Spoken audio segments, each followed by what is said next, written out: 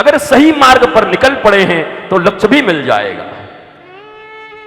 मेरी माताओं, मैं आपको देखकर इतना आह्लादित होता हूं और अंतर मन से तो मैं एक छोटे से बालक की तरह आपको साक्षात आप सब गोपी भाव, राधा रानी की सखी का भाव ही मेरा रहता है। यशोदा भी आप हैं, तो आपका आशीर्वाद भी मुझे मिलते रहता है। पर हर पुत्र ये चाहता है कि अगर मैया उसको प्रेम करती, उसको आशीर्वाद देती है, तो बेटा भी अपना हृदय निकाल के अपनी माँ को समर्पित कर दे। इसीलिए ईमानदारी से जिससे आपके घर में आनंद हो जाए, वही इन 7 दिनों में मैं कहने वाला हूँ। हमारी हर मैया के घर में आनंद हो, कृष्ण का आगमन हो, बलदाऊ का आगमन हो, उनका घर परिवार आनंदित हो जाए। ईमानदारी पूर्वक जो जो चीजें प्रस्तुत कर सकता हूं अपने हृदय से, वो करने का प्रयत्न करूंगा। धैर्य आपको रखना है, आनंद आपको रखना। अब धैर्य क्या, कोई रेलवे के लाइन पे खड़े हो, ट्रेन आके कोई काटने वाली है तुमको। कई लोग कहते हैं वाह वाह, आपने बड़ी धैर्य से कथा सुना, ऐसा लग रहा है फांसी पे लटकाए हुए थे और आप उसके बाद भी भगत सिंह बने हुए थे देश के लिए कि हम भगत सिंह हैं। हम महाराज, आराम से पंखा चल रहा है, भगवान बलदाऊ के प्रांगण में बैठ करके कोई आ करके भगवत कथा श्रवण करा रहा है, उसमें भी एहसान जताओगे क्या? हमारा देखे धैर्य, हम लोग कथा सुन रहे थे, ओ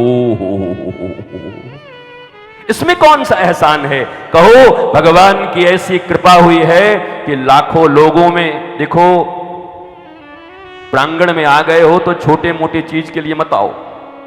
और आप सब जो देख रहे हो देश विदेश में, जहां भी, आपको भी यही कह रहा हूं, बैठे बैठे टीवी चला के जो देख रहे हो, आप भी छोटी मोटी बातों में मत मानो।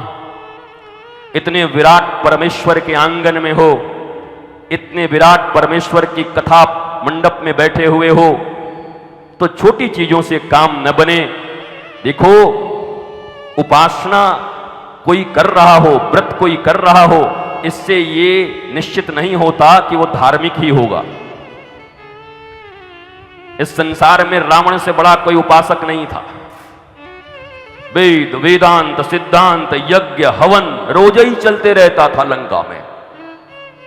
उपासक तो ऐसा था कि हनुमान जी जब खोजने के लिए गए तो उनको भी एक पल के लिए संदेह हो गया कि यार राम जी को कुछ पहचानने में गड़बड़ हो गई क्या? ये तो बड़ा बढ़िया आदमी है, चारों तरफ यज्ञ चल रहे हैं, आदमी जहां तहां देखत अगणित योधा, मंदिर मंदिर प्रतिकर शोधा, वहां यज्ञ चल रहा है, यहाँ दान हो रहा है, यहाँ पर हमने अभी देखा भोलेनाथ का रुद्राभिषेक चल रहा है, अरे ब्रह्मा जी आए हुए हैं, यहाँ पर आकर के वेद का पाठ चल रहा है, जरूर राम जी को कोई कंफ्यूज कर दिया है, रावण ऐसा नहीं हो सकता। हनुमान जी कंफ्यूज हो गए। उपासना पद्धति देख के तो हनुमान जी भी कंफ्यूज हो गए कि रावण ऐसा हो सकता है, लंका वाले ऐसे हो सकते हैं, लगता नहीं है। उपासक तो थे पर धार्मिक नहीं थे। उपासना करने वाला धार्मिक हो यह जरूरी नहीं है, ध्यान दो। पर अगर धार्मिक हो तो तुम्हारे जीवन में उपासना अवश्य होगी। रावण भी उपासना कर रहा है पर बड़ी छोटी चीजों के लिए कर रहा है, अहंकार की तुष्टि के लिए। दुनिया में जितनी भी जिसकी जिसकी सुंदर पत्नी है उसको चाहिए। राम रावण का इतना ही अंतर है ना। राम जी ये कह रहे हैं जो कुछ मेरा है वह सुंदर है, रावण कह रहा है दुनिया में जो जो सुंदर है वो सब मेरा है।